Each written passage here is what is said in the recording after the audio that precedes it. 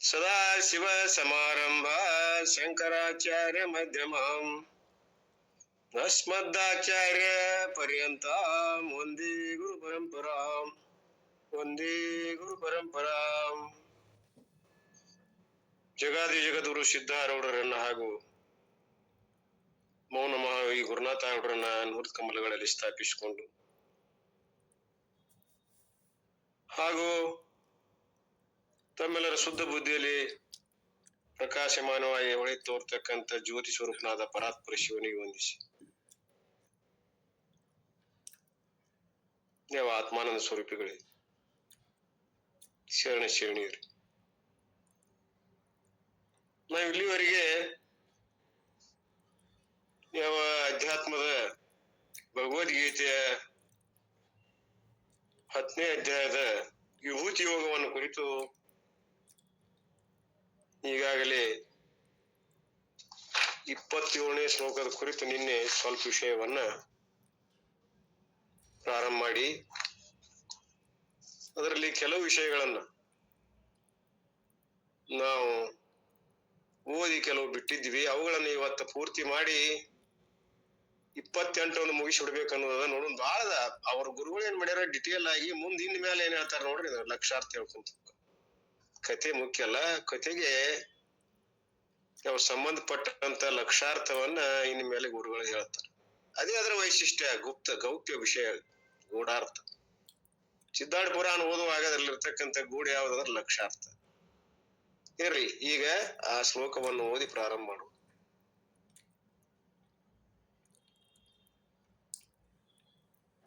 ಉಚ್ಚ ಶ್ರವಸಂ ಐಶ್ವಾನಾಂ ವಿದ್ಯೆ ಮಾಮೃತೋದ್ಭವಂ ಐರಾವತಂ ಗಜೇಂದ್ರಾಣಾಂ ನರಾಣಾಂ ಚ ನರಾಧಿಪಂ. ಅಶ್ವಾನಾಂ ಅಮೃತೋದ್ಭವಂ, ಕುದುರೆಗಳಲ್ಲಿ ಅಮೃತದೊಡನೆ ಉತ್ಪತ್ತಿಯಾದಂತ ಉದ್ಭವವಾದಂತ ಉಚ್ಚ ಶ್ರವಸಂ, ಉಚ್ಚ ಶ್ರವಸ ಅನ್ನುವಂತ ಒಂದು ಕುದುರೆ. ಗಜೇಂದ್ರನ ಉತ್ತಮವಾದಂತ ಐರಾವತಗಳ ಆನೆಗಳದವ. ಅವುಗಳೆಲ್ಲಗಳಲ್ಲಿ ಐರಾವತ ಅನ್ನುವಂತ ದೇವಲೋಕದ ಆನೆ, ಇಂದ್ರನ ವಾಹನ, ಅದು ಶ್ರೇಷ್ಠ. ಹಾಗೂ ನರಾಣಾಂ ನರಾಧಿಪಂ, ಎಲ್ಲಾ ಮನುಷ್ಯ ಮಾತ್ರರಲ್ಲಿ ಶ್ರೇಷ್ಠವಾದಂತವ ಯಜಮಾನ ಯಾರು ಅಂತಂದ್ರ ರಾಜ ಚಕ್ರವರ್ತಿ, ಸಾಕ್ಷಾತ್ ದೇವ. ಆಗ ಎಲ್ಲ ಅವನ ಪರಮಾತ್ಮನೇ ಅಂತ ಹೇಳ್ತಿದ್ರು. ಯಾವ ದೇವರಂದ್ರ ರಾಜನೇ ಅನ್ನುವಂಥದ್ದು. ಹೀಗೆ ಅವೆಲ್ಲರೂ ಕೂಡ ನನ್ನ ಒಂದು ಸ್ವರೂಪ ಅಥವಾ ನನ್ನ ಒಂದು ವಿಭೂತಿಗಳು ಅಂತ ತಿಳ್ಕೋರಿ ಅನ್ನುವಂಥದ್ದು ಈ ಶ್ಲೋಕದ ಅರ್ಥ. ಅದನ್ನ ಗುರುಗಳು ಹೇಳುವಂತ ವಿಷಯವನ್ನು ಒಂದ್ ಸ್ವಲ್ಪ ಓದ್ಕೊಂತ ಬಂದು ಉಚ್ಚಶ್ರವ ಅನ್ನುವಂಥದ್ದು ಅದರ ಬಗ್ಗೆ ಹೇಳ್ತಾ ಬಂದಿವಿ. ಈಗ ನಾವು ಅಮೃತ ಮಥನ ಮಾಡುವಾಗ ಉದಾಹರಣೆ ಕೊಟ್ಟರು ಅವರು. ಉಚ್ಚಶ್ರವ ಅನ್ನುವಂಥದ್ದು ಅಮೃತ ಮಥನ ಕಾಲದಲ್ಲಿ ಉತ್ಪತ್ತಿ ಆದಂತದ್ದು ಹಿನ್ನೆಲೆ. ಅದರ ವೃತ್ತಾಂತವನ್ನು ಗುರುಗಳು ಹೇಳ್ತಾರೆ.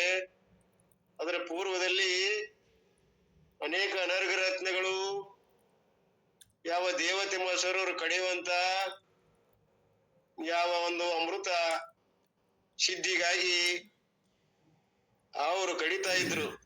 ಕ್ಷೀರ ಸಮುದ್ರವನ್ನ, ಆ ಯಾವ ಪರ್ವತವನ್ನ ಕಡಗೋಲು ಮಾಡಿಕೊಂಡು ವಾಸುಕಿ ಸರ್ಪ ಅಂದ್ರ ಪರಮಾತ್ಮನ ಅದು ಒಂದು ಕೊರಳಲ್ಲಿರುವಂತ ವಾಹನ, ಅದನ್ನ ವಾವನ್ ವಾಸುಕಿ ಅನ್ನುವಂತ ಸರ್ಪ ಹಾಕಿ ಕಡಿತಾ ಇದ್ರು.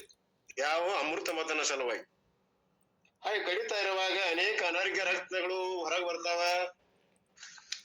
ಕಾಮಧೇನು, ಸುರಭಿ, ಕಲ್ಪವೃಕ್ಷ, ಉಚ್ಚಶ್ರವ, ಅದ್ರಾಗ 4ನೇದ್ದದು ಐರಾವತ, ಕಸ್ತೂಭ ರತ್ನ, ಅಪ್ಸರಾ ಸ್ತ್ರೀಗಳು, ಧನ್ವಂತರಿ ಅನ್ನುವಂತ ಒಬ್ಬ ಪುರುಷ, ಆಯುರ್ವೇದ, ನೇತಾರ, ಚಂದ್ರ, ಪಾರಿಜಾತ, ಮಹಾಲಕ್ಷ್ಮಿ.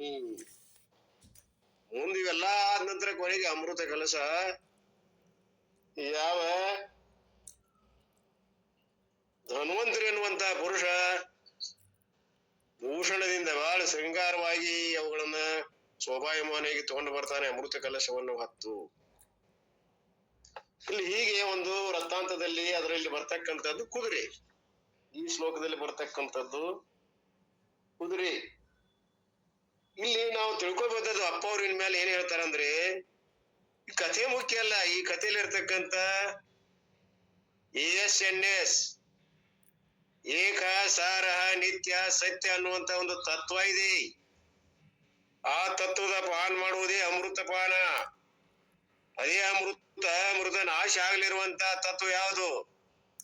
ಆ ಒಂದು ಆತ್ಮ ತತ್ವ, ಬ್ರಹ್ಮ ತತ್ವ. ಆ ತತ್ವ ಯಾವ್ದಂದ್ರೆ ಅದೇ ನಾವು, ಅದೇ ನಮ್ಮ ಸ್ವರೂಪ. ಅದನ್ನ ತಿಳ್ಕೊಂಡಾಗ ನಮ್ಮ ಯಾನ ಮುಗಿತಾ ಇದೆ. ಹಾಗೆ ಇಲ್ಲಿ ಅನೇಕ ರತ್ನಗಳ ವೈಶಿಷ್ಟ್ಯ ಏನು, ಇದ್ರ ಉದ್ದೇಶ ಏನು ಹೇಳೋದು ಗುರುಗಳದ್ದು. ಅಮೃತ ಮದನದ ಉದ್ದೇಶ ಏನು ಇಲ್ಲಿ? ಅದು ದ್ರಷ್ಟಾಂತ ಆಯ್ತು, ಹೋಗ್ಲಿ. ದ್ರಾಷ್ಟಾಂತಕ್ಕೆ ಬರುವ ಬಹಳ ಮುಖ್ಯವಾದಂತ ವಿಷಯ ಅದು ಯಾವ ರೀತಿ ಇದೆ ಅನ್ನೋದನ್ನ ನಾವು ನೀವು ಕುಡ್ಕೊಂಡು ಬಹಳ ಮುಖ್ಯವಾದ ವಿಷಯಕ್ಕೆ ಬಂದೀವಿ. ಘಟ್ಟ ಇದು ಸಾಧನೆಯ ಹಂತದಲ್ಲಿ ಏನಾಗ್ತಾ ಇದೆ ಅನ್ನೋದು ಹೇಳ್ತದೆ. ಇಲ್ಲಿ ಅನೇಕ ರೀತಿಯ ಒಂದು ಸಿದ್ಧಿಗಳ ಪ್ರಾಪ್ತ ಆದವಲ್ಲ, ಅದರಲ್ಲಿ ಇದು ಒಂದು ಯಾವುದು ಉಚ್ಚ ಶ್ರೇಷ್ಠವಾದಂತ ಹೆಸರಾಂತ ಕುದುರೆ. ಇದು ಸಾಮಾನ್ಯ ಅಲ್ಲ, ಇಂದ್ರನ ವಾಹನ. ಇದು ಕೂಡ ಅವನ ಒಂದ ಲಾಯದಲ್ಲಿ ಇರುವಂತದ್ದು. ಇರ್ಲಿ. ಹಾಗೆ ಅವ್ರು ಹೇಳ್ತಾರೆ, ಲಕ್ಷ್ಮೀ ದೇವಿ ಕೂಡ ಬಂದಳು. ಅವಾಗ ಅವ್ರಲ್ಲಿರ್ತಕ್ಕಂಥ ಆಶೆ ಆಮಿಷಗಳು ಕಾಮ ಪ್ರಚೋದನೆಯಾಗಿ ಆ ಎಲ್ಲ ಅಸುರರು ಬಾಯ ನೀರು ಬಂತಂತ. ಆ ರೀತಿ ವೈಯಾರದಿಂದ ಲಕ್ಷ್ಮೀ ದೇವಿ ಅವ್ರನ್ನ ಆಕರ್ಷಣೆ ಮಾಡೋ ಸಲುವಾಗಿ ಆ ರೂಪ ತಗೊಂಡು ಬಂದಿದ್ದಾನೆ ಪರಮಾತ್ಮನೇ ಅವನು. ಇರ್ಲಿ, ಅಂದ್ರ ಇವರ ಒಂದು ಪರೀಕ್ಷೆ. ಎಷ್ಟು ಇದರಲ್ಲಿ ಲಾಲಚಿ ಉಳ್ಳವರದಾರ, ಅಮೃತ ಆದ್ರೂ ಕಡಿಯಾಕತ್ತಾರ. ಇವೆಲ್ಲ ಅನರ್ಘ್ಯವಾದ ರತ್ನಗಳ ಕಡೆ ಇವರ ಆಸೆ, ಇವನು ಪಡಿಬೇಕನ್ನುವಂತ ಆಶೆಯಿಂದ ಅಮೃತವನ್ನ ಮರೆತು ಬಿಡ್ತಾರ ಅವರು. ಆದ್ರಿಂದ ಗುರಿ ಏನದ? ಅಮೃತದ. ನಡಮಧ್ಯೆ ಇವೆಲ್ಲ ರತ್ನಗಳು ಯಾಕೆ ಬಂದು? ಅವರ ಒಂದು ಸಿದ್ಧಿಯಲ್ಲಿ ವಿಘ್ನಗಳಿವು. ಯಾವ ರೀತಿ ವಿಘ್ನ ಅನ್ನೋದು ಹೇಳ್ಕೊಂತ ಹೋಗ್ತಾರೆ ಇಲ್ಲಿ.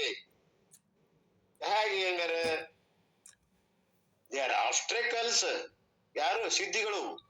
Distractions and fact generally people value siddhis only. ಜನರು ಏನ್ ಮಾಡ್ತಾರ ಅಂದ್ರೆ ಅದಕ್ಕೆ ಆಕರ್ಷಣೆ ಆಗ್ತಾರೆ, ಸಿದ್ಧಿಗಳಿಗೆ. ಎಲ್ಲೋ ಒಬ್ಬ ಗಾಳಿಯಾಗ ನಡೆದ, ನೀರ್ ಮೇಲೆ ನಡೆದ, ಮುಟ್ಟಿದ್ದೆಲ್ಲ ಬಂಗಾರ ಆಯ್ತು, ಅಲ್ಲಿಗೆ ಜನ ಮುಕ್ಕರಿ ಬಿಡ್ತಾರೆ.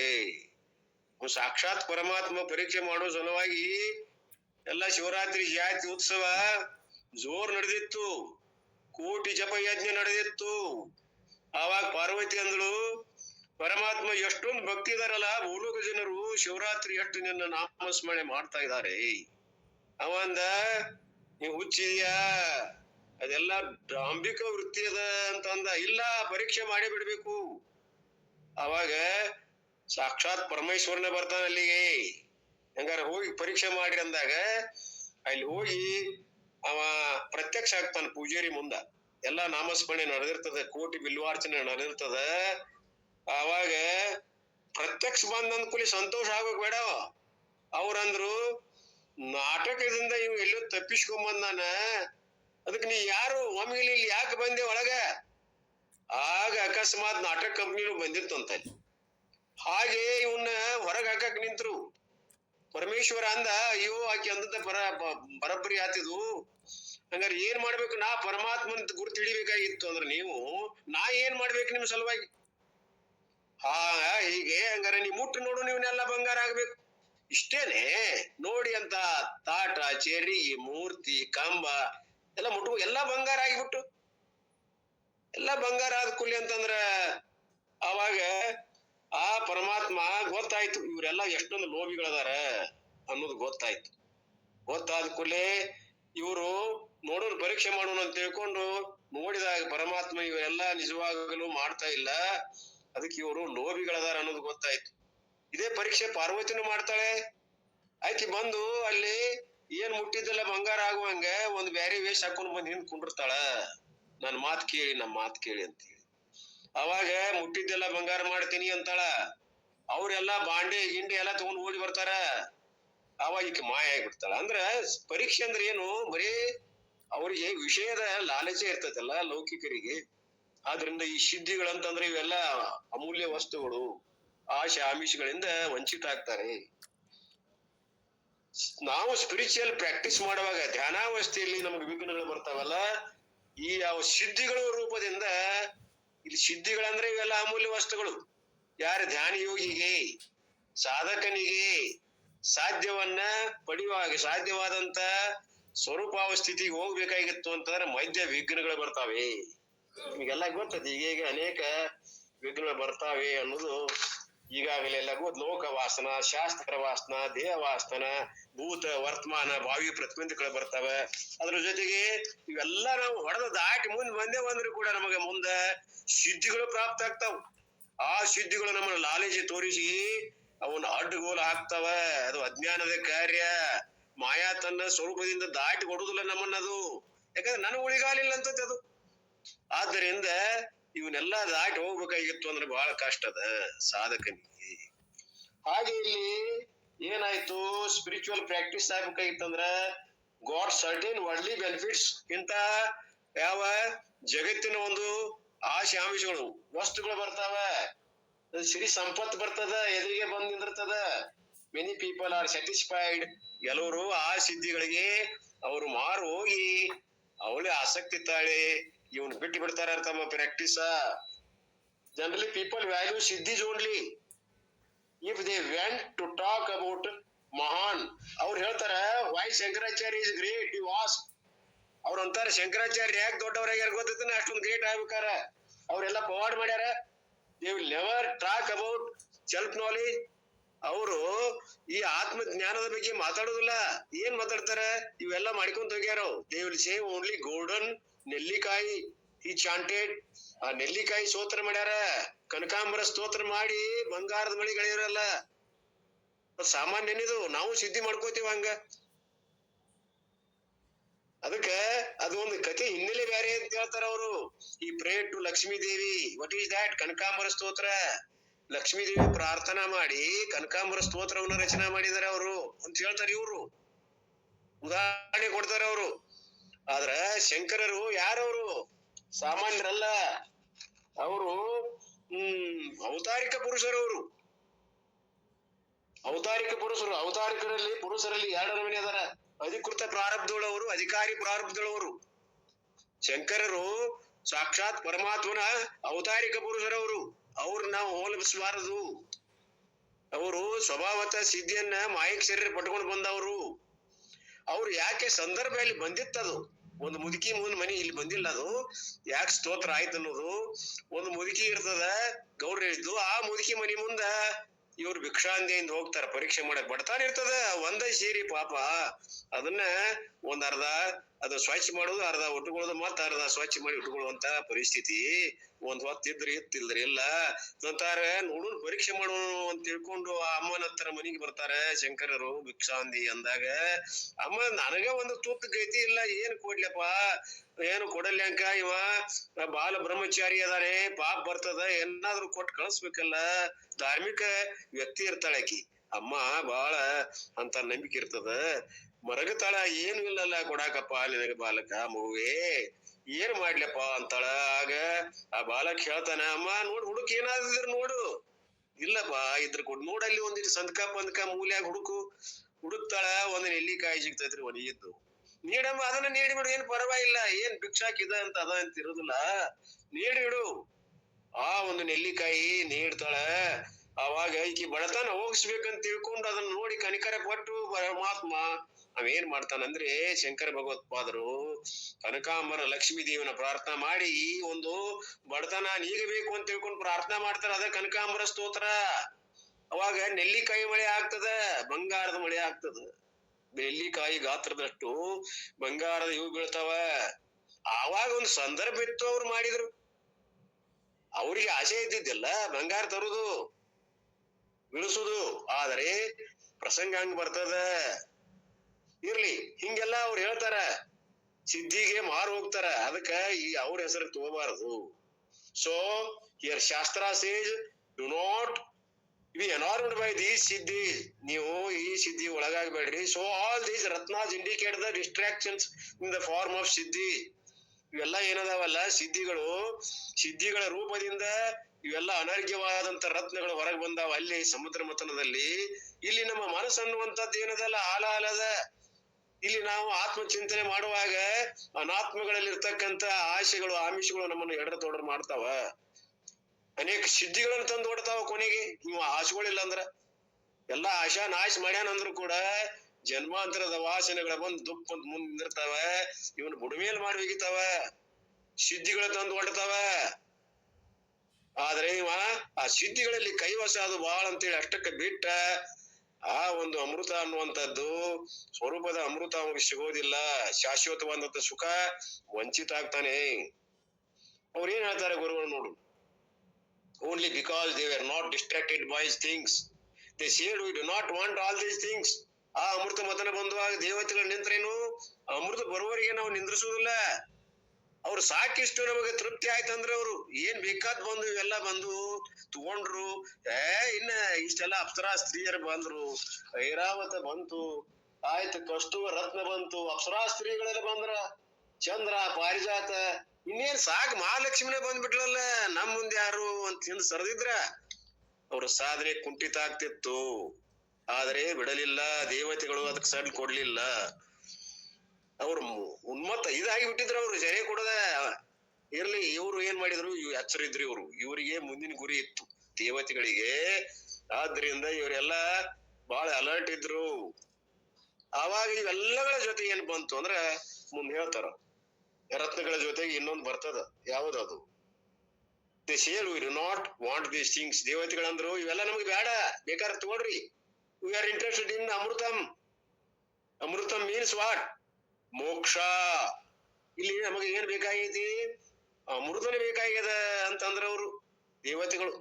So these are the positive obstacles. ಅವೆಲ್ಲ ಏನದಾವಲ್ಲ ಉಳಿದು ಬಂದಾವಲ್ಲ 14 ರತ್ನಗಳು, ಅವೆಲ್ಲವೂ ಅಬ್ಸ್ಟಕಲ್ಸ್, ಧ್ಯಾನ ಮಾರ್ಗದಲ್ಲಿ ಬರ್ತಕ್ಕಂತ ಅಡೆತಡೆಗಳು in the form of positive benefits.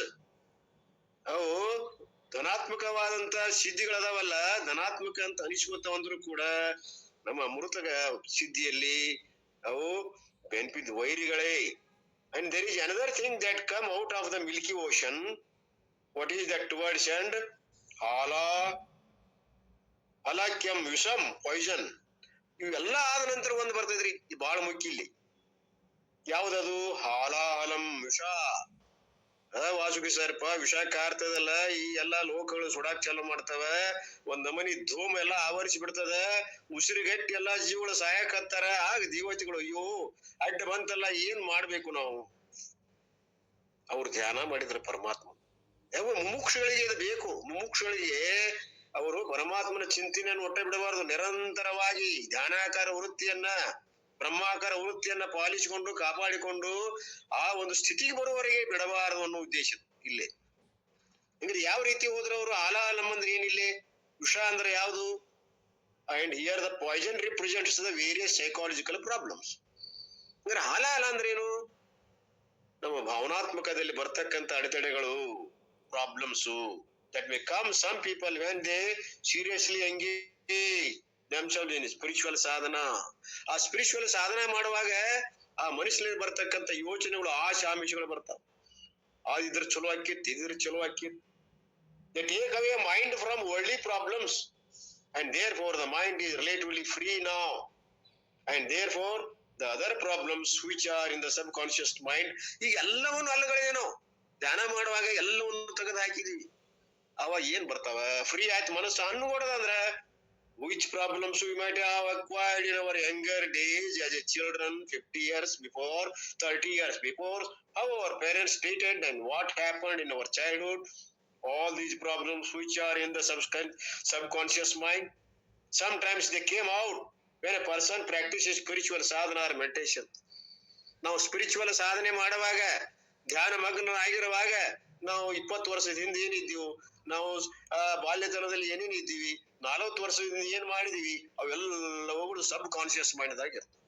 ಅಥವಾ ಎಷ್ಟೋ ಹಿಂದಿನ ಜನ್ಮದ ವಾಸನೆಗಳು ಇರ್ತಾವ, ಭವಿಷ್ಯಲ್ಪಟ್ಟಂತ ವಿಷಯ ವಾಸನೆಗಳು ಸುಪ್ತವಾಗಿ ಆ 3-4 ಅಂಶದಷ್ಟು ಏನದಲ್ಲ ಉಳಿದ ಭಾಗ ಅನ್ಕಾನ್ಶಿಯಸ್ ಸುಪ್ತವಾದಂತ ಮನುಷ್ಯನಲ್ಲಿ ಇರ್ತಾವ. ನೀವು ಫ್ರೀ ಅನ್ಬಿಡೋದಂದ್ರೆ ಸ್ತಬ್ಧ ಆತಂದ್ರೆ ಒಳಗಿಂದ ಏನ್ ಕಾಣ್ತದ? ತಳದಾಗ ಹೊಲಸ್ ಇರ್ತದ. ಇನ್ನ ಒಂದು ಬಾವಿಯಲ್ಲಿ ತಳದಾನ ಹೊಲಸ್ ಯಾವಾಗ ಗೊತ್ತಾಗ್ತದ? ಅದು ಸ್ತಬ್ಧ ಆದಾಗ.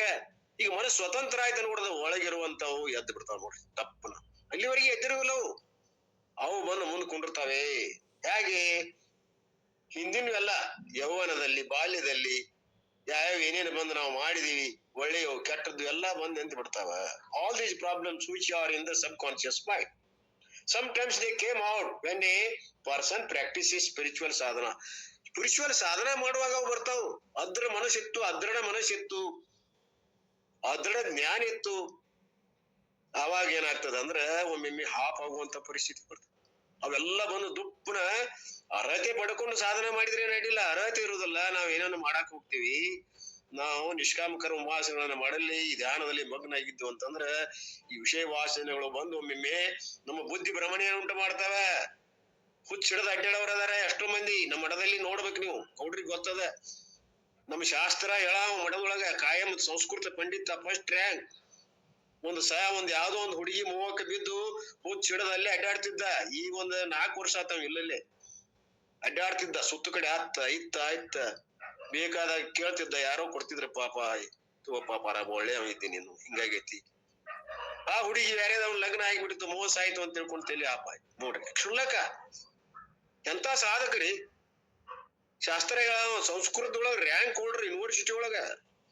ಸಿದ್ಧಾರೂಢ ಮಠದಲ್ಲಿ ಶಾಸ್ತ್ರ ಹೇಳ್ತಕ್ಕಂತ ವ್ಯಕ್ತಿ. ಇಂತ ಒಂದು ಹಣೆ ಬರ ಹಿಂಗಾಗೈತಿ. ಅದು ಸಬ್ ಕಾನ್ಶಿಯಸ್ ಮೈಂಡ್ ದೊಳಗ ಒಂದು ಕಾಮ ವಾಸನ ಉಳ್ಕೊಂಡಿರ್ತದ.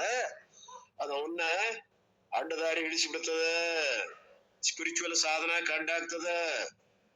ಇಲ್ಲಿ ಹೇಗೆ ಅನ್ನುವಂಥದ್ದು ಆ ಸಿದ್ಧಿಗಳು, ಯಾವ ಅನರ್ಘ್ಯ ರತ್ನಗಳ ಬಂದವಲ್ಲ ಅವ ಸಿದ್ಧಿಗಳು ಅಂತ ತಿಳ್ಕೊಡ್ರಿ. ಆ ಸಿದ್ಧಿಗಳು ಯಾವ ರೀತಿ ಕಾಡ್ತಾವ ಅನ್ನೋದು ಹೇಳ್ಯಾರ ಇಲ್ಲಿ. ಎಲ್ಲಿ? ಮಾಂಡುಕ್ಯ ಕಾರಿಕ.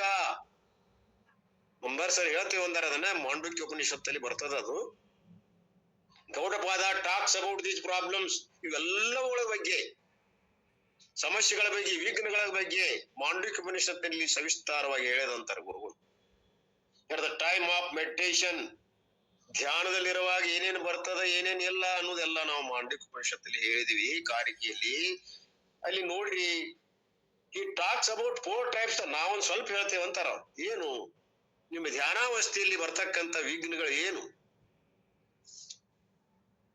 ಇನ್ ಮೆಡಿಟೇಷನ್ ಒನ್ ಆಬ್ಸ್ಟೇಕಲ್ ಈಸ್ ಕಾಲ್ಡ್ ಕಸಾಯಂ. ಒಂದೇದೇನ್ ಹೇಳ್ತಾರ ಅವ್ರು? ಕಸಾಯ ಅಂತ ಬರ್ತದೆ. ಏನ್ ಕಸಾಯ ಅಂದ್ರ ಧ್ಯಾನದಲ್ಲಿ ಕುಂತಾಗ ಕಸಾಯ ದೋಷ, ವಿಘ್ನ. Kashaya means the deeper problems in our unconscious mind. ಬಹಳ ಒಂದು ಕ್ಲಿಷ್ಟಕರವಾದಂತಹ ಸಮಸ್ಯೆ ನಮ್ಮ ಸುಪ್ತವಾದ ಮನಸ್ಸಿನಲ್ಲಿ ಇರ್ತದಲ್ಲ, which we may not know. ನಮಗ್ ಗೊತ್ತೇ ಇರುದಿಲ್ಲ ಇಂಥ ವಿಘ್ನದ ಅನ್ನೋದು, ಕಸಾಯದ ಅನ್ನೋದು. ಕಸಾಯ ಅಂದ್ರೆ ವಾಸನೆ. And generally they do not appear in our mind because the past problems are suppressed because of the present problems. ಅದು ಯಾಕೆ ಕಂಡು ಬರುವುದಿಲ್ಲ ಅಂತಂದ್ರೆ, ಹಿಂದಿನ ನೆನವುಗಳನ್ನ, ವಾಸನೆಗಳನ್ನ ಈಗಿನ ಪ್ರೆಸೆಂಟ್ ಏನದಲ್ಲ ನಮ್ಮ ವರ್ತಮಾನ ಈ ಚಿಂತನೆಗಳು ಮುಚ್ಚಿ ಹಾಕಿರ್ತಾವೆ. ನಮ್ಮ ಈ ವರ್ತಮಾನದ ವ್ಯವಹಾರಗಳು ಏನ್ ಮಾಡಿರ್ತಾವ, ಹಿಂದಿನ ವಾಸನೆಗಳನ್ನು ಮುಚ್ಚಿ ಹಾಕಿರ್ತಾವ. We are busy.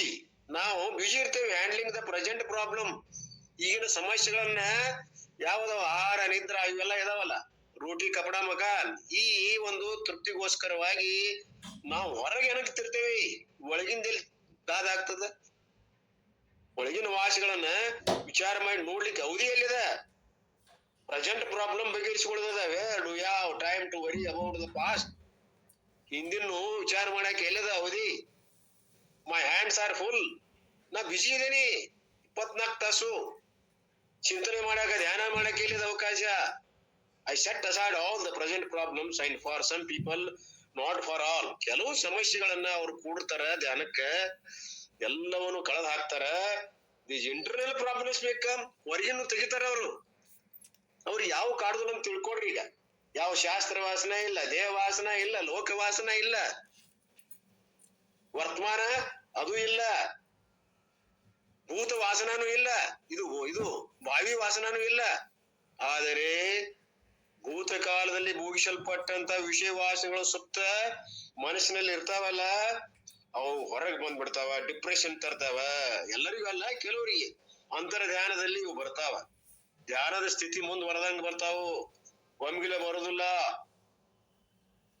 ಅವ್ ಏನ್ ಮಾಡ್ತಾವಂದ್ರೆ problems may come in the form of depression, reasonless fear, anxiety, tension, and the mind often does not know what is the reason.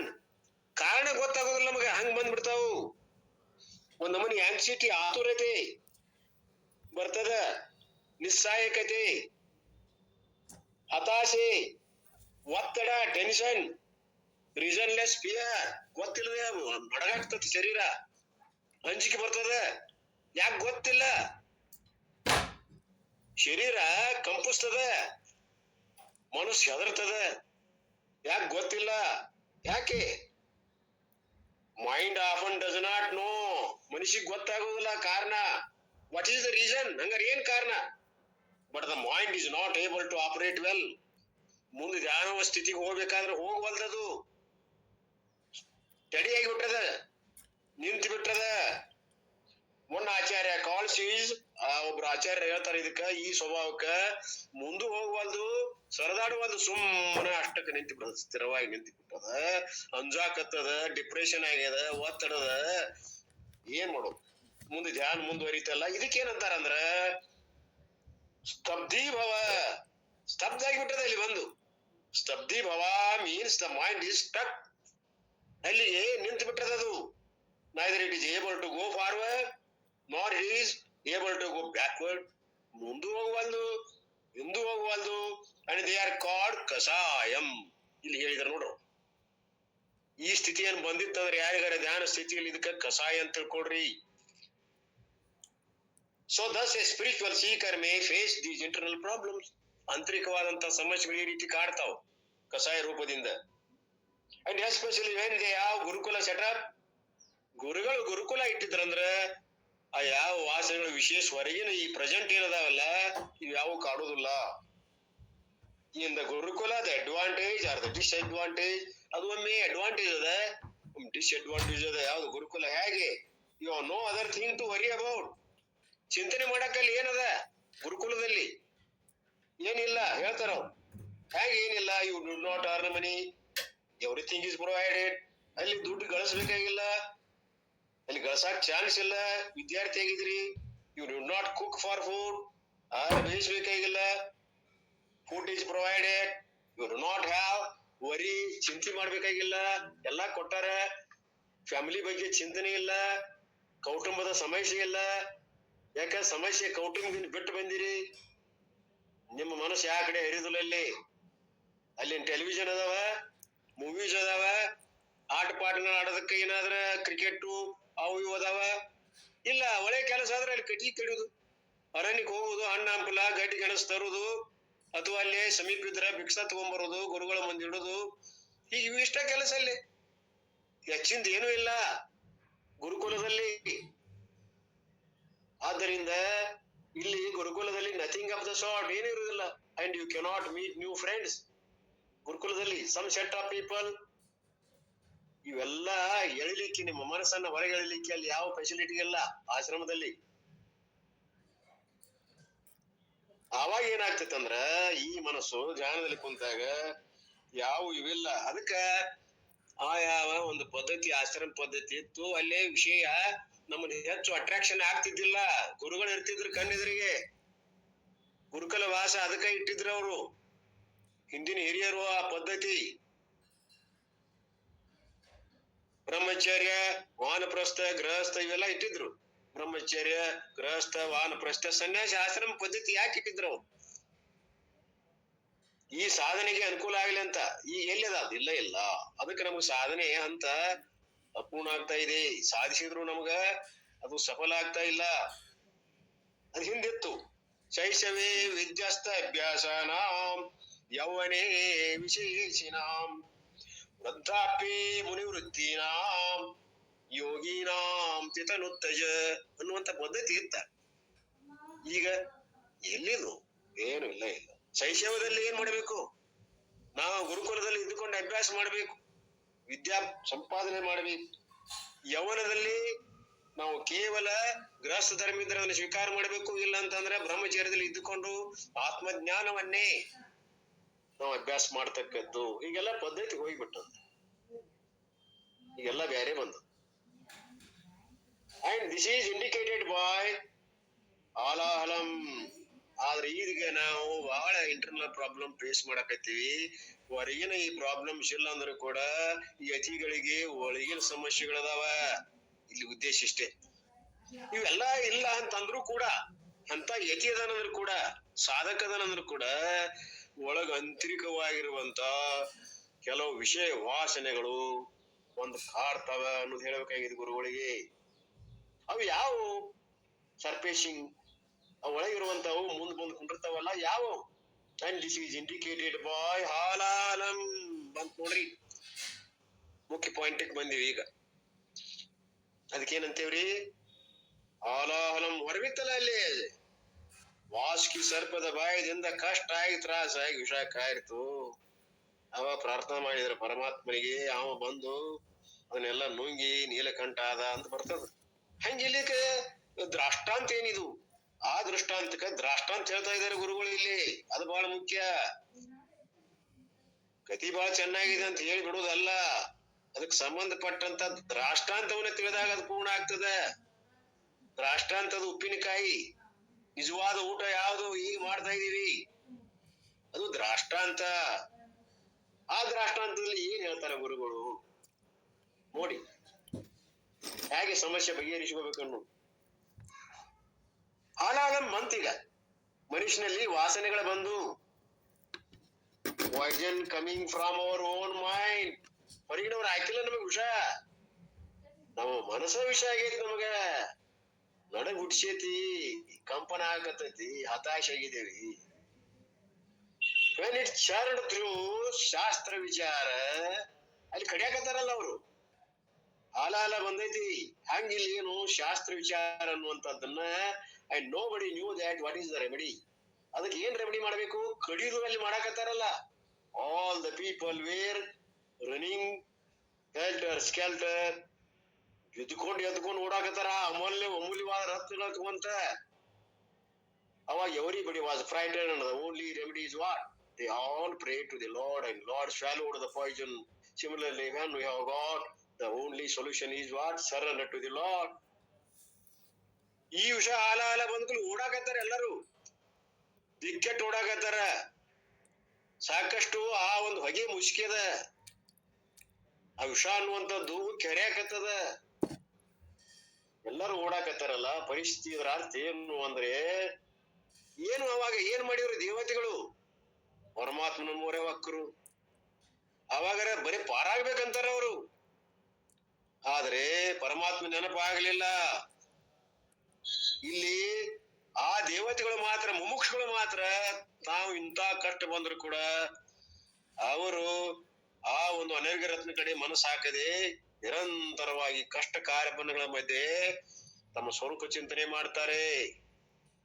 ಹಾಗೆ ಇಲ್ಲಿ ಏನ್ ಮಾಡ್ತಾರೆ ಇವರು?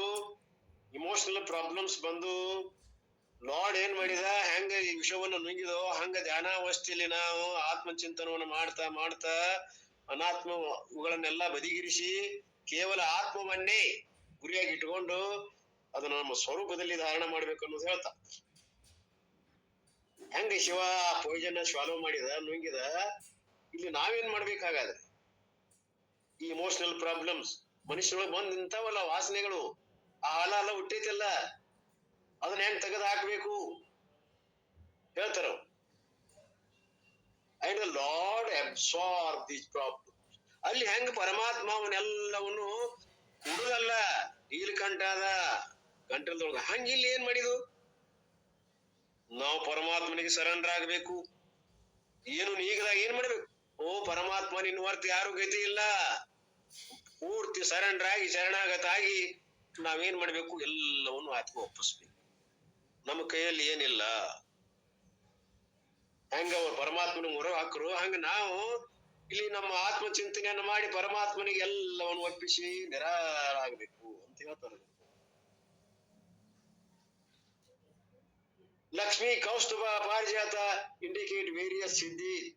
ಇವೆಲ್ಲ ಬಂದಾವಲ್ಲ, ಲಕ್ಷ್ಮಿ, ಕೌಸ್ತುಭ, ಪಾರಿಜಾತ, ಇವೆಲ್ಲ ಏನ್ ಇಂಡಿಕೇಟ್ ವೇರಿಯಸ್ ಸಿದ್ಧಿ. that we may get, and we have transcend both of them. So do not encourage by the siddhi. ನೀವು ಉಬ್ಬಿ ಹೋಗ್ಬೇಡ್ರಿ ಸಿದ್ಧಿ ಬಂದು ಅಂತ. And do not be overwhelmed by these emotional problems also. And if you pursue, continue after these things, ಇವನ್ನ ಬಿಟ್ಟು ಆ ಕಡೆ ಓಡಿದ್ರಿ ಅಂದ್ರ ಸಾಧನೆ ಕುಂಠಿತ ಆಯ್ತು, ವಿಘ್ನ ಆಯ್ತು. ಅವು ಗೆತ್ತಿ ಮಾಯಾ ಗೆತ್ತು, ನೀವು ಸೋತ್ರಿ.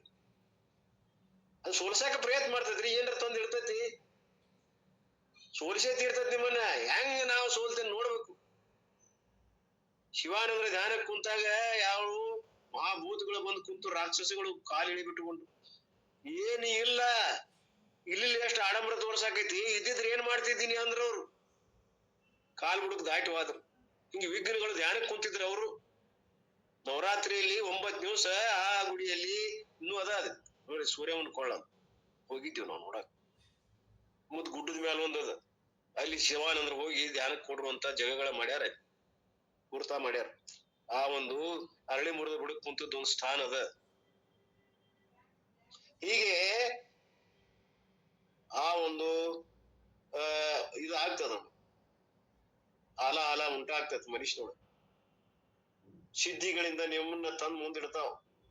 ಸ್ತ್ರೀ ಬಂದ್ ನಿಂತಂಗ ಆಗ್ತದ. ಬಂಗಾರ, ಬೆಳ್ಳಿ, ಆಭರಣ, ಲೌಕಿಕ ವಸ್ತುಗಳು ಆಸೆ ತೋರಿಸ್ತಾವ. ಅವನ್ನೆಲ್ಲವನ್ನೂ ಬದಿಗೆರಿಸಬೇಕು ನಾವು ವಿಚಾರದಿಂದ. ಅವನ ಸಗದ ಹಾಕಿ ನಮ್ಮ ಧ್ಯಾನವನ್ನು ಮುಂದುವರಿಸಿ, ಇವು ಕ ಪದಾರ್ಥಗಳದಾವ, ಕ ಸಿದ್ಧಿಗಳದಾವ, ತೋರಿಕೆಗಳದಾವ.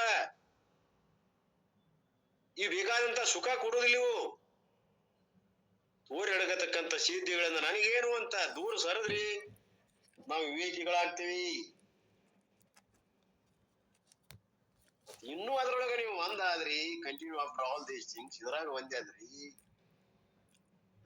ನೀವು ಅದರಲ್ಲಿ ಸಿಕ್ಕಾಕೊಂಡ್ರಿ. Finally comes what amritam. ಇವನ್ನೆಲ್ಲ ದಾಟಿ ಮುಂದ್ ಹೋದಾಗ ಫೈನಲಿ ಏನ್ ಸಿಗ್ತದ? ಅಮೃತಂ ಸಿಗ್ತದ. ಅಮೃತಂ ಮೀನ್ಸ್ ವಾಟ್? ಆತ್ಮಜ್ಞಾನಂ. ಅಮೃತ ಅಂದ್ರೆ ಏನ್ ಬೇರೆ ಅಲ್ಲ, ಆತ್ಮಜ್ಞಾನ. We have to survive until that. So I want to say is the ಸಮುದ್ರ ಮಥನಂ. 14 ರತ್ನಾಸ್ appear.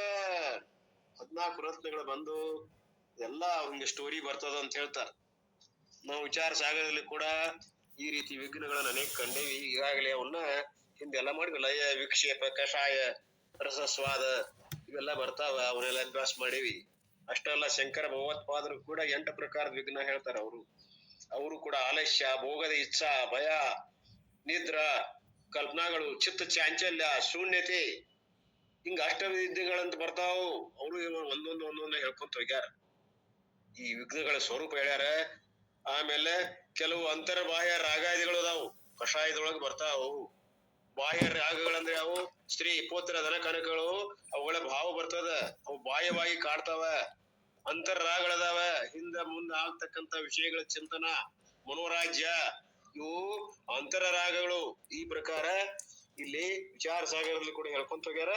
ಹೆಚ್ಚಿಗೆ ಬೇಕಾದವರಲ್ಲಿ ನೋಡ್ಬೋದು. ಇರ್ಲಿ, ನೋಡೋಣ ಈಗ ಮುಂದೇನ.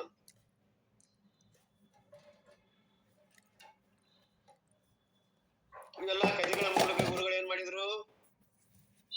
ಆತ್ಮದ ಸಿದ್ಧಿಯನ್ನ, ಆತ್ಮ ಪ್ರಾಪ್ತಿಯ ಒಂದು ಸಾಧನಕ್ಕೆ ಏನೇನು ವಿಘ್ನ ಆಗ್ತಾವ ಅನ್ನುವಂಥದ್ದು ಈ ಕಥಾ ವೃತ್ತಾಂತದ ಮೂಲಕ ಬಹಳ ಸುಂದರವಾಗಿ ಹೇಳ್ತಾ ಹೋಗಿ ಈಗ ಮುಂದಿನ ಬರ್ತಾರ.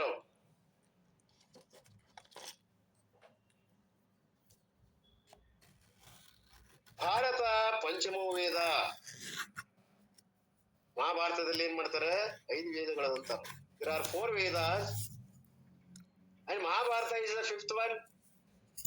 4 ವೇದಗಳ ಜೊತೆ ಇನ್ನೊಂದದ ಮಹಾಭಾರತ ಅನ್ನುವಂಥದ್ದು 5ನೇ ವೇದ.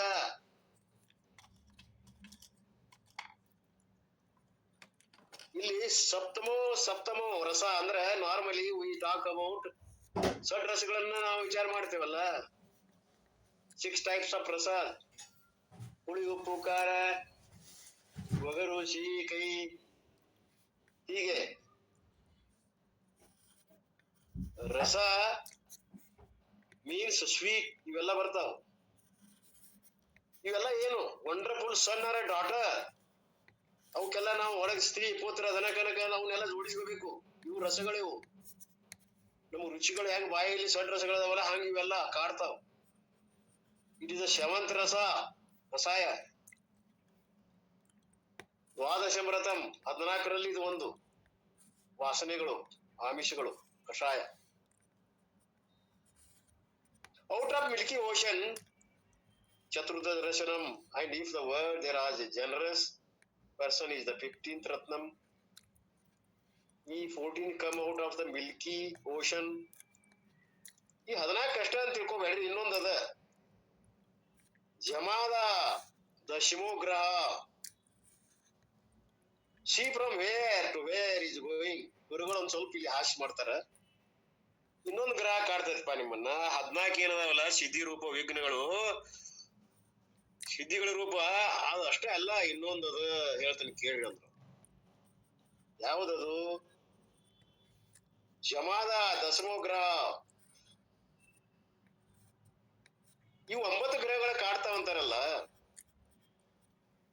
ಇನ್ನೊಂದು 10ನೇದು ಐತಿ, ಗೊತ್ತಿಲ್ಲ ನಿಮಗ.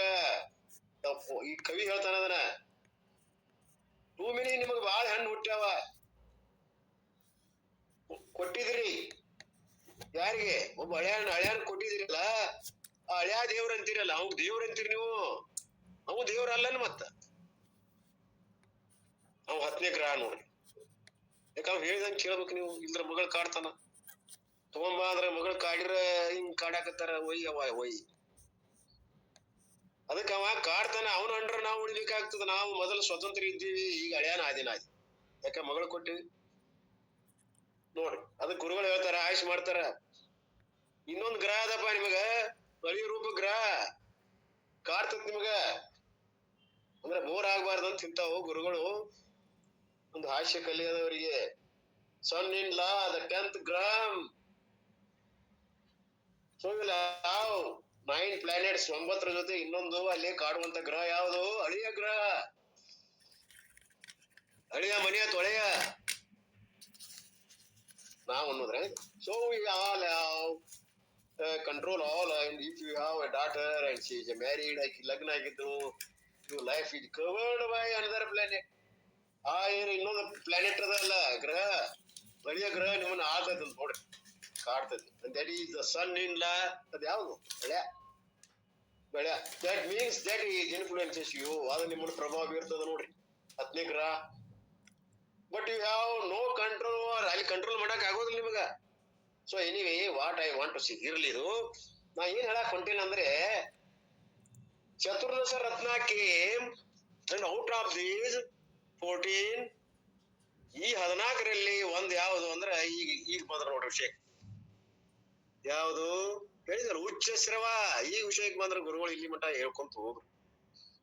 ಅಮೃತ ಬಂತಲ್ಲ, ಅದ್ರಲ್ಲಿ ಏನ್ ವಿಗ್ರಹದಾವ ಅಂತ ಹೇಳ್ಕೊಂತ ಬಂದು, ಆ 14ರಲ್ಲಿರುವಂತ ಉಚ್ಚ ಶ್ರವ ಯಾವುದು? ವೆರಿ ಉಚ್ಚ ಶ್ರವ. ಲುಟ್ ವರ್ಷನ ಮಾಲೆಲ್ಲ ಅದ ಇಲ್ಲಿ. ಏನು? ಅಮಂಗ್ ದ ಅಶ್ವಾಸ್ ಹಾರ್ಸಸ್ ಐ ಕ್ಯಾನ್ ಹ್ಯಾವ್ ಏನು? ಉಚ್ಚ ಶ್ರವಾದ special are which came out of the milky ocean. ಕ್ಷೀರ ಸಮರದಲ್ಲಿ ಬರುವಂತದ್ದು ಇದು ಒಂದು ಅವನ ಅನರ್ಘ್ಯ ರತ್ನ. And the very word indicates it is the most famous horse. ಶ್ರವ ಮೀನ್ಸ್ ಫೇಮ್ಡ್. ಶ್ರವ ಅಂದ್ರೆ ಏನು? ಕೀರ್ತಿಶಾಲಿ ಆದ, ಹೆಸರುವಾಸಿ ಆದ. ಉಚ್ಚ ಶ್ರವ ಹಾರ್ಸ್ ಅಂದ್ರೆ ಬಹಳ ಪ್ರಸಿದ್ಧವಾದಂತ, ಶ್ರೇಷ್ಠವಾದಂತ ಕುದುರೆ. ಎಲ್ಲಾ ಕುದುರೆಗಳಲ್ಲಿ ಶ್ರೇಷ್ಠವಾದದ್ದು Uchchaihshrava. How did that horse come? ಹೆಂಗ್ ಬಂತದು? ಅಮೃತ ಮತನ ಕಾಲದಲ್ಲಿ. ಈ ಪ್ರಕಾರ ಆ ಒಂದು ಲಯದಲ್ಲಿ ಅವನ ಒಂದು ಇಂದ್ರನ ಒಂದು ಇದರಲ್ಲಿ ಅದು ಕೂಡ ಅದ ಅನ್ನುವಂತ ವಾಹನವಾಗಿ ಅಂತ. ಅಂಡ್ ಐರಾವತ ಅನ್ನುವಂಥದ್ದು ಇನ್ನೊಂದು. ಇಲ್ಲಿ ಮುಗಿಸಿದ್ರು ಗುರುಗಳು ಅದನ್ನ. ಐರಾವತ ಗಜೇಂದ್ರ. ಐರಾವತ ಆನೆಗಳಲ್ಲಿ ಗಜೇಂದ್ರದ. Among the elephants I am the Airavatam. Airavata is another one who came during the Samudra Mathana. ಅದು ಕೂಡ ಸಮುದ್ರ ಮಥನ ಕಾಲದಲ್ಲಿ ಬಂತು. ಅದು ಹೆಂಗದ ಅಂದ್ರೆ ದ ವೈಟ್ ಎಲಿಫೆಂಟ್. ಪೂರ್ತಿ ಬೆಳೆಯದ ಅದು ಆನಿ. ಹೇಳಿದ ನಾವು, white elephant of the heavenly world. ಸ್ವರ್ಗದಲ್ಲಿರುವಂತದ್ದು ಅದು ಆನಿ. ಅಂತ ಆನೆಗಳು ಇಲ್ಲಿ ಇಲ್ಲ. ಅದಕ್ಕೆ ಐರಾವತಂ ಅಂದ್ರು. Which is a whale of Mount ದೇವೇಂದ್ರದ ವಾಹನ ಇದು. Which is suppose to have chaturdanta 4 arms. 4 ದಂತಗಳದಾವ ಇದಕ್ಕ. 4 ಟಸ್ಕ್ ಅಂದ್ರೆ ದಂತಗಳು. ಐರಾತಂ. ಹೀಗೆ ಆ ಒಂದು ಗಜೇಂದ್ರನ ಬಗ್ಗೆ ಹೇಳ್ಕೊಂತ ಬಂದ್ರು. ನರಾಣಾಂ ನರಾಧಿಪತಿ, ರಾಜ. ನರಾಧಿಪತಿ ಅಂದ್ರೆ ರಾಜ, ಚಕ್ರವರ್ತಿ. ಮನುಷ್ಯರಲ್ಲಿ ಅವ ಶ್ರೇಷ್ಠ ಅದಾನ. ಇಲ್ಲಿ ಮುಗಿಸ್ತಾರ ಗುರುಗಳು. I am the king. ಆ ಒಂದು ಶ್ರೇಷ್ಠರಲ್ಲಿ, ಚಕ್ರವರ್ತಿಗಳಲ್ಲಿ ಏನು ಶ್ರೇಷ್ಠ ಅದನಲ್ಲ, ಮನುಷ್ಯರಲ್ಲಿರುವಂತ ಚಕ್ರವರ್ತಿ ಶ್ರೇಷ್ಠ ಅದನಲ್ಲ, ಅವನೇ ನಾನು ಅಂತ ತಿಳ್ಕೊಡ್ರಿ. ಅವ manifestation of the lord himself. ಅವಾಗ ಏನಂತಿದ್ರ ಅವ್ರು? ಕಿಂಗ್ ಆಸ್ ಎ ಗಾಡ್, ರಾಜ ಪ್ರತ್ಯಕ್ಷ ದೇವತಾ ಅಂತಿದ್ರ ಅವರು. King must be philosopher. ಅವನು ಕೂಡ ಆಗ ತತ್ವಜ್ಞಾನಿ ಆಗ್ತಿದ್ದ. ಈಗ ಯಾರದಾರ? ತತ್ವಜ್ಞಾನಿ ಅದಾರ. King must be philosopher, philosophers must be king. ಆ ತತ್ವವಿತ್ತಾಗ ಅವ ಆತ್ಮಜ್ಞಾನಿ ಆಗಿರ್ಬೇಕು ರಾಜ. ಇವರು ಅಜ್ಞರದಾರ. ಈಗ ಎಲ್ಲಿ ಆತ್ಮ ಅನ್ನೋದಾಗ ಗೊತ್ತಿಲ್ಲ ಅವಕ್ಕ. ಅದಕ್ಕೆ ಅರಾಜಕತೆ ಅದ. ಅದಕ್ಕೆ ಆರ್ಸಿರಿ ಅಂತ ಆರಿಸ್ಬೇಕು. ಈಗ ಅದಾರಲ್ಲ, ನೇತೃ ಹೆಸರು ಹೇಳೋದಿಲ್ಲ, ಅಂತವ್ರನ್ನ ಆರಿಸಿದ್ರೆ ಏನಾದ್ರು ಜಗತ್ತಿಗೆ ಕಲ್ಯಾಣ ಆದೀತು. ಇಡೀ ಜಗತ್ತಿಗೆ ಲೀಡರ್ ಆಗಿ ಹೊಳಿತಾರ ಅವರು. ನೋಡ್ರಂತೆ, ನಿಮ್ಗೆ ಗೊತ್ತಾಗ್ತದೆ ಯಾರನ್ನು. ನಾವು ಹೇಳುದು ಬೇಡ, ಅದ ಪ್ರಕಟ ಆಗ್ತದ ಯಾವ ರೂಪದ ಶಕ್ತಿ. Not only that, the king has to support dharma. ಅವ್ರು ಯಾಕೆ ಅವ್ರಿಗೆ ಕೀರ್ತಿಶಾಲಿಗಳದಾರ? ಧರ್ಮವನ್ನ ರಕ್ಷಣೆ ಮಾಡ್ತಾರ ಅವರು. ಧರ್ಮವು ರಕ್ಷತಿ ರಕ್ಷಿತ. ಅವರು ಪ್ರಜಾಪಾಲನೆ ಜೊತೆಗೆ ಶಾಂತಿ ಸುವ್ಯವಸ್ಥೆನ ಕಾಪಾಡಿ ಜನರಿಗೆ ದೇವ್ರಂತ ತಿಳ್ಕೋತಾರ. ಅವರು ಸ್ವಲ್ಪ ವ್ಯತ್ಯ ಆದ್ರೆ ಸಾಕು, ಅವ್ರ ಪ್ರಾಣ ಹೋಗ್ತದೆ. ಅವ್ರ ಸಲುವಾಗಿ ಏನ್ ಮಾಡಾಕಾದ್ರೂ ಸಿದ್ಧ. ರಾಮ ಏನು ರಾಜ್ಯವನ್ನು ಬಿಟ್ಟು ಹೋದ, ಒಂದ್ ಅಪವಾದ ಕಂಜಿ. ಅವರ ಶ್ರೇಷ್ಠ ಅಂತ ಎಂತಾದ್ ಇರ್ತದ ಅವ್ರ ಅಂತ್ಯಕ್ಕ. ಅಲ್ಲ, ಇಂಥ ರಾಜರು ಸಿಗೋದು ಬಹಳ ಕಷ್ಟ. ಪಿತೃ ಪರಿಪಾಲನೆಗಾಗಿ ನೋಡ, ಅಪವಾದ ದೂರ ಮಾಡಿಕೊಳ್ಳೋ ಸಲುವಾಗಿ ಹೋಗಿಬಿಟ್ಟ. ಧರ್ಮ ಪರಿಪಾಲನೆ ಅವ್ರದ್ದು. Therefore, as a protector of dharma, king is taken as the representative of God. ದೇವರ ಸ್ಥಾನದಲ್ಲಿರ್ತಕ್ಕಂಥವ ರಾಜ ಅನ್ನೋದು ಹೇಳ್ಕೊಂತ ಬಂದ ನಂತರ ನಾವು ಮುಂದಿನ ಶ್ಲೋಕಕ್ಕೆ ಹೋಗುವ. ಇನ್ನು ಟೈಮ್ ಅದ, 10 ನಿಮಿಷದಲ್ಲಿ ನೋಡು ನೀ ಎಷ್ಟು ಹೋಗ್ತೈತೆ.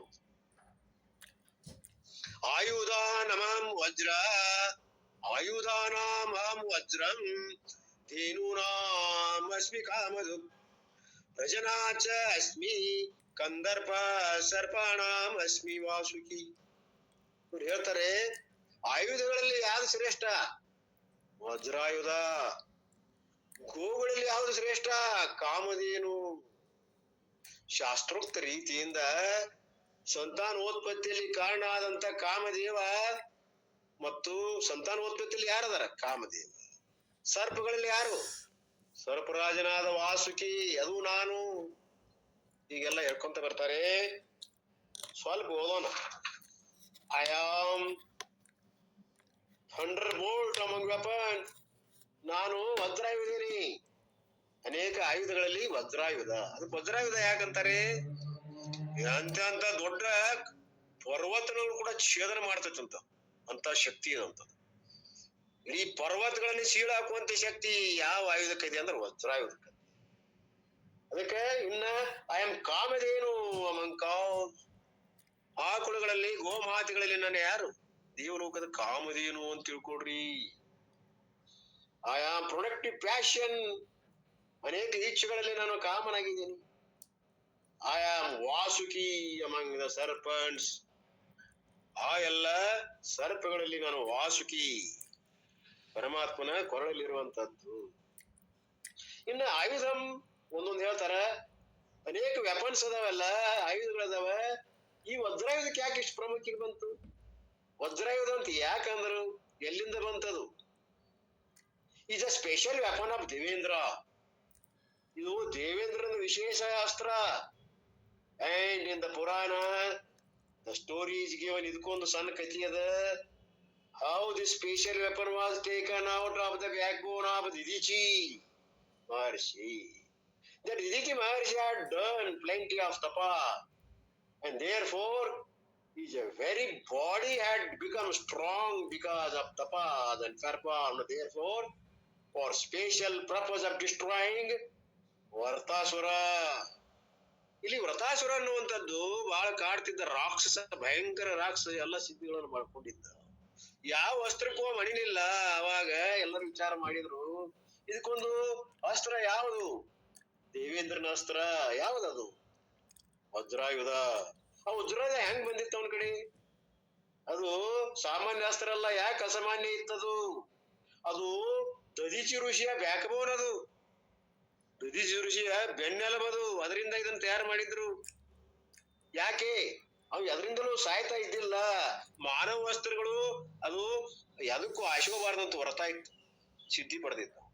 ಯಾವ ಬೇಕಾದಿಲ್ಲ ಜಗತ್ತಿನಾಗ ಅಸ್ತ್ರಗಳು ನನ್ನನ್ನ ನಾಶ ಮಾಡಲಾರವು. ಹಾಗೆ ಇದಕ್ಕಿನ್ನ ದೇವಲೋಕದ ಅಸ್ತ್ರ ಬೇಕಲ್ಲ. ಅದಕ್ಕೆ ಆ ದದೀಚಿ ಋಷಿ ಹಿಂಗಾದ್ರ ಉಪಯೋಗ ತನ್ನ ಪ್ರಾಣವನ್ನೇ ತ್ಯಾಗ ಮಾಡಿ ನನ್ನ ಬೆಲೆವಿನಿಂದ ನನ್ನ ಒಂದು ಧ್ಯಾನಾವಸ್ಥೆಯಲ್ಲಿ ಆ ಒಂದು ಸಕಲ ಆ ಧ್ಯಾನದ ಒಂದು ಪರಾಕಾಷ್ಠೆಯಲ್ಲಿ ಆ ಶಕ್ತಿಯನ್ನು ಹಿಡ್ಕೊಂಡು ಕುಂತಿರ್ತದ. ಬ್ಯಾಕ್ಬೋನು ನನ್ನ ಧ್ಯಾನಾವಸ್ಥೆ ಸ್ಥಿತಿಯಲ್ಲಿರ್ತಕ್ಕಂಥ ಯಾವ ಇಡೀ ಆಧ್ಯಾತ್ಮಿಕ ಶಕ್ತಿಯನ್ನ, ದೈವಿ ಶಕ್ತಿಯನ್ನ ಒಳಗೊಂಡಂತದ್ದು. ಅದರಿಂದ ಬಾಣವನ್ನ ಮಾಡಿದರೆ, ಎದೆಯನ್ನ ಮಾಡಿದರೆ, ಇದು ಏನು ಬಿಲ್ಲನ್ನ ಮಾಡಿದರೆ ಆ ಒಂದು ಶಕ್ತಿ, ಅದನ್ನು ಯಾವ ಶಕ್ತಿಯು ತಡೆಯಲಾರದು. ಯಾಕೆ? ಧ್ಯಾನದ ತಪೋಶಕ್ತಿ. ಇದರ ಮುಂದೆ ಯಾವ ನಡೆಯುದಿಲ್ಲ ಆಟ. ಅದಕ್ಕೆ ಇದನ್ನ ಉಪಯೋಗ ಮಾಡ್ರಿ ಅಂತ ದದೀಚಿ ಋಷಿ ಅದನ್ನು ಕೊಟ್ಟಿದ್ದ. ಅದರ ಬಾಣವನ್ನ ಮಾಡಿಕೊಂಡು, ಅದನ್ನ ಒಂದು ಬಿಲ್ಲನ್ನ ಮಾಡಿಕೊಂಡು, ಆ ಒಂದು ಎಲ್ಲಿತ್ತು ಅಂತಂದ್ರೆ ಅದು ಆ ಒಂದು ದೇವೇಂದ್ರನ ಬತ್ತಳಿಕೆಯಲ್ಲಿತ್ತು. ಯಾಕ? ತಪಸ್ಸಿನ ಶಕ್ತಿ ಅದರೊಳಗೆ. ಅದಕ್ಕೆ ಆ ಒಂದು ವ್ರತಾಸುರನನ್ನು ಕೊಡ್ಲಿಕ್ಕೆ ಸಾಧ್ಯ ಆಯ್ತು. ಹೆಚ್ಚಿನ ಸ್ಟೋರಿ ಹೇಳಿಲ್ಲ ಅವರು. ಇದು ಬೇಕಾಗಿತ್ತು ಅವ್ರ ಶಿಕ್ಷಾವಳಿಯಲ್ಲಿ ಅದ ನೋಡ್ರಿ ಡಿಟೇಲ್ ಆಗಿ. ಸೊ ಇಷ್ಟ್ರಾಯ ವ್ರತಾಸುರ ದದೀಚಿ ಮಹರ್ಷಿ ಸ್ಯಾಕ್ರಿಫೈಸ್ ತ್ಯಾಗ ಮಾಡಿದ್ದದು ನಾವ ನೋಡ. ಅವ ಎಂತ ಋಷಿ ಇರ್ಬೇಕು, ತನ್ನ ಬ್ಯಾಕ್ಬೋನ್ ತ್ಯಾಗ ಮಾಡ್ಯಾನ ನೋಡ್ರಿ. ಶರೀರ ಕೊಟ್ಟು ಶಿಕ್ಷಾವಳಿ ಒಳಗೆ ಬರ್ತದಂತ ನೋಡ್ರಿ, ಹೇಳ್ತಾರ ಅದನ್ನ. ಇನ್ನಾದ್ರೆ ಕೇಳ್ರಿ. Dadhichi Maharshi sacrifice is life out of backbone. Vajrayudha ಮುಖ ಅವ ತನ್ನ ಬ್ಯಾಕ್ ಬೋನ್ ಕೊಟ್ಟಾನೆ. ಆದ್ರಿಂದ ಅದಕ್ಕಂತ ಶಕ್ತಿ ಬಂದಿತ್ತು, ಧ್ಯಾನ ಶಕ್ತಿ ಬಂದಿತ್ತು, ಅಷ್ಟೊಂದು ಸ್ಟ್ರಾಂಗ್ ಆಗಿತ್ತು. ಅಂದ್ರೆ ಇದರ ಮುಂದೆ ಯಾವ ಮಟೀರಿಯಲ್ ಅಂದ್ರೆ ಲೌಕಿಕವಾದಂತ ಆಯುಧಗಳು ಎಲ್ಲ ವ್ಯರ್ಥ ಆಗ್ತಿತ್ತು. ಹೌದಾ? ಹೀಗೆ that is why this tell the story also. ಇನ್ನೊಂದು ಹೇಳ್ತಾರೆ, ಏನು ಪವರ್ ಎಷ್ಟು ಇರ್ತದಪ್ಪ, ತಪೋಶಕ್ತಿ ಎಷ್ಟು ಬಲ ಇರ್ತದ ಅನ್ನೋದು ಇನ್ನೊಂದು ಕಥೆ ಅದ. ಅದು ಟೈಮ್ ಇಲ್ಲ. ನಾಲ್ಕು ಹೊಡೆದು 1 ನಿಮಿಷ ಆಯ್ತು. ಇನ್ನೊಂದು 3 ನಿಮಿಷ ಮುಗಿತದ. ಇನ್ನೊಂದು ಸ್ವಲ್ಪ ಉಳಿದ, ನಾನು ಅಷ್ಟು ಹೋಯ್ತು ಸ್ವಲ್ಪ. I do not go into detail. ನಾನ್ ಡಿಟೇಲ್ ಆಗಿ ಹೊರಟಿಲ್ಲ ಅಂತ ಅವರೇ ಹೇಳ್ತಾರೆ. And therefore they had a war as it were, and Vishwamitra was shooting weapons after weapons, and Vashishta kept his Brahmadanda in front. ಅದೇನೋ ವಶಿಷ್ಠಿಗೆ ಮತ್ತು ವಿಶ್ವಾಮಿತ್ರಿಗೆ ಯುದ್ಧ ಇತ್ತು. ಬಾಣದ ಮೇಲೆ ಬಾಣಗಳನ್ನು ಬೀಳ್ತಾ ಇದ್ದ. ಯಾವ ರೀತಿ ಅಟಮ್ ಬಾಂಬ್ ಬಿಡ್ತಾರಲ್ಲ, ತಪಶಕ್ತಿಯಿಂದ ಅವನ್ನೆಲ್ಲ ದಂಡವನ್ನು ಮುಂದಿಟ್ಟಿದ್ದವ. ವಶಿಷ್ಠ ತನ್ನ ದಂಡವನ್ನು ಮುಂದಿಟ್ಟ ಅದೆಲ್ಲ ನುಂಗಿ ಹಾಕ್ತಿತ್ತು. ಎಷ್ಟು ಬೇಕಾದಷ್ಟು ಬಿಡ್ಲ, ಅವ್ನು ಸಹಸ್ರ ಬಾರಿ ಬಿಟ್ಟರು ಅದೆಲ್ಲ ನುಂಗಿ ಹಾಕ್ತಿತ್ತು ಪ್ರಾರ್ಧದಲ್ಲಿ. ಬ್ರಹ್ಮದಂಡವನ್ನ ಇಟ್ಟಿದ್ದ, ಅದು ಎಲ್ಲವನ್ನು ತಪಶಕ್ತಿಯಿಂದ ನುಂಗಿ ಹಾಕ್ತಿತ್ತು. ಅಲ್ಲೇ ಈ ರೀತಿ ಈಗ ಯಾವ್ದಾವ missile system of America, all the missiles like the patriot missiles, ಈಗೇನದ ಮಿಸೈಲ್ಸ್ ಅಂತ ಹೋಗ್ತಿರ್ತಾವ ನೋಡ್ರಿ. ಹಂಗ ಸಾವಿರಾರು ಕಾಲಕ್ಕೆ ಹೋಗ್ತಿರ್ತಾವ್ರಿ ಧ್ವಂಸ ಮಾಡಾಕ ಟ್ಯಾಂಕ್ಗಳನ್ನ. ಈ ಯಾವ ಅವ್ರು ಇದ್ದಂತ ವಸಾಹತುಗಳನ್ನ ನಾಶ ಮಾಡಿರ್ತಾವ. ಅವು ಆ ಪ್ರಕಾರವಾಗಿ ಬರ್ತಿದ್ವು ಅಂತ ವಿಶ್ವಾಮಿತ್ರನು ಎಲ್ಲವನ್ನು ಒಂದು ದಂಡ, ಬ್ರಹ್ಮದಂಡ ನುಂಗಿ ಹಾಕ್ತಿತ್ತು. ಉದಾಹರಣೆ ಕೊಡ್ತಾರ ಅವ್ರು. ಈಗಿನ ಮಿಸೈಲ್ ಸಿಸ್ಟಮ್ ಅದೆಲ್ಲ ಹಾಗೆ ಬರ್ತಿದ್ವು ಅಂತವು. ಅವ್ ಎಲ್ಲಿ ಬರ್ತಿದ್ವು? ಕಲ್ಲಿಂದ ಫ್ರಂಟ್ ಆಫ್ ಬ್ರಹ್ಮದಂಡದ ಮುಂದೆ ಬೀಳ್ತಿತ್ತು, ನುಂಗಿ ಹಾಕ್ತಿತ್ತು. ಇದನ್ನು ವಿಶ್ವಾಮಿತ್ರಗ್ ಗೊತ್ತಾಯ್ತು. ಅವಾಗ ಒಂದ್ ಮಾತಂತಾರ, ಕ್ಷತ್ರಿಯ ಬಲಂ ಆರ್ ದ ಮಟೀರಿಯಲ್ ಸ್ಟ್ರೆಂತ್. ಈ ಕ್ಷತ್ರಿಯ ಬಲ ಅದಲ್ಲ, ಇದು ಎಲ್ಲಿ ಹತ್ಬೇಕ್ರಿ? ನಮ್ಮ ಬೌದ್ಧಿಕ ಶಕ್ತಿಗೆ ಎಲ್ಲಿ ಹತ್ತಬೇಕು? ಒಂದು ತಪಶಕ್ತಿ ಮುಂದಿದ ಏನು ಶೂನ್ಯ. ಅವಂದ ಕ್ಷತ್ರಿಯ ಬಲ ಬ್ರಹ್ಮ ತೇಜೋ ಬಲ ಬ್ರಹ್ಮ ತೇಜೋ ಬಲಂ ನಿಜವಾದ ಬಲ. ಏನ್ ಮಾಡೋದು, ಕ್ಷತ್ರಿಯ ಬಲ ತಗೊಂಡಿದ್ದು ಶೂನ್ಯ ಆಗಿ ಹೋಗ್ತದ. ನಿಜವಾದ ಬಲ ಯಾವುದು? ಬ್ರಹ್ಮ ಬಲ ತೇಜೋ ಬಲಂ. ಒಂದು ದಂಡ ನುಂಗಿ ಆಗ್ತು, ಒಂದು ಬಿಲ್ಲ, ಇಂದ್ರಲ್ಲಿರ್ತಕ್ಕಂಥ ಬಿಲ್ಲ. ಇದನ್ನ ಯಾಕೆ ಹೇಳಾಕ್ತಾರ? ತಪಶಕ್ತಿ. ಈ ಶಕ್ತಿ ಮುಂದ ಯಾವ ಶಕ್ತಿ ನಾಟುವುದಿಲ್ಲ ಅನ್ನೋದಕ್ಕ ಅವ್ರು ಹೇಳ್ತಾ ಇದ್ದಾರೆ. ಆ ಒಂದು ದಂಡ ನಾನು, ಆ ಇಂದ್ರನಲ್ಲಿರ್ತಕ್ಕಂಥ ವಜ್ರಾಯುಧ ನಾನು ಅಂತ ಹೇಳ್ಬೇಕಾಗಿತ್ತು ಅವ್ರಿಗೆ. ಹಂಗ ತಪಶಕ್ತಿಯೇ ನಾನು. ಅದನ್ನ ನೀವು ಏನ್ ಮಾಡ್ರಿ, ಆರಾಧನಾ ಮಾಡ್ರಿ ಅನ್ನುವಂತ ವಿಷಯಗಳು ಇನ್ನೂ ಬಹಳ ಬರ್ತಾವ. ಈಗಾಗಲೇ 4 ನಿಮಿಷ ಹೆಚ್ಚಾಯ್ತು, ಇರ್ಲಿ. ಹೀಗೆ ಈ ಒಂದು ಅನೇಕ ಸ್ಥಿತಿಗಳ ಬಗ್ಗೆ ಪವಾಡಗಳನ್ನ ಹೇಳ್ತಾ ಗುರುಗಳು ತಮ್ಮ ವೈಭವವನ್ನ ಹೇಳ್ತಾ ವಿಭೂತಿಗಳನ್ನ ವರ್ಣನ ಮಾಡ್ತಾ ಅದರ ಹಿನ್ನೆಲೆಯಾಗಿರುವಂತ ಆಧ್ಯಾತ್ಮ ತತ್ವವನ್ನ, ಆಧ್ಯಾತ್ಮ ಧ್ಯಾನ ನಿತ್ಯತ್ವಂ ತತ್ವಜ್ಞಾನಾರ್ಥ ದರ್ಶನಂ. ಅದಕ್ಕೆ ಆಧ್ಯಾತ್ಮ ತತ್ವವನ್ನ, ನಿತ್ಯ ತತ್ವವನ್ನ ದರ್ಶನ ಮಾಡುವಂತ ಒಂದು ಕಲೆ, ಗುರುಗಳಲ್ಲಿರುವಂತ ಒಂದು ಕೌಶಲ್ಯ, ಅದು ನಿಜವಾಗಲು ಬಹಳ ಮಾರ್ಮಿಕದ. ಅಂತ ಯಾವ ದೃಷ್ಟಾಂತದೊಳೊಂದಿಗೆ ದ್ರಾಷ್ಟಾಂತವನ್ನ ನಾವು ಅದು ಉಪ್ಪಿನಕಾಯಿ ಅಂತ ತಿಳ್ಕೊಂಡು ನಿಜವಾದ ಅನ್ನ ರೂಪವಾದಂತ ದ್ರಾಷ್ಟಾಂತವನ್ನ ಹೆಚ್ಚಿನ ಪ್ರಮಾಣದಲ್ಲಿ ಅದನ್ನ ಪಾನ ಮಾಡ್ತಾ ಅಮೃತ ಸ್ವರೂಪವನ್ನ, ಆ ಸ್ಥಿತಿಯನ್ನ ತಲುಪುವ ಪ್ರಯತ್ನದಲ್ಲಿ ನೀವು ಕೂಡ ಒಂದು ಹೋಗುವಂತ ಭಾಗ್ಯ ಸಿದ್ಧಾರೂಢಪ್ಪ ಗುರು ಪರಮಾತ್ಮ ಎಲ್ಲರಿಗೂ ಕೋಲಿ ಅನ್ನುವಂತ ನನ್ನ 2 ತೊದಲು ನುಡಿಗಳನ್ನ ಯಾವ ತಮ್ಮಲ್ಲಿ ಅರ್ಪಿಸಿ ನನ್ನ ಮಾತಿಗೆ ವಿರಾಮ.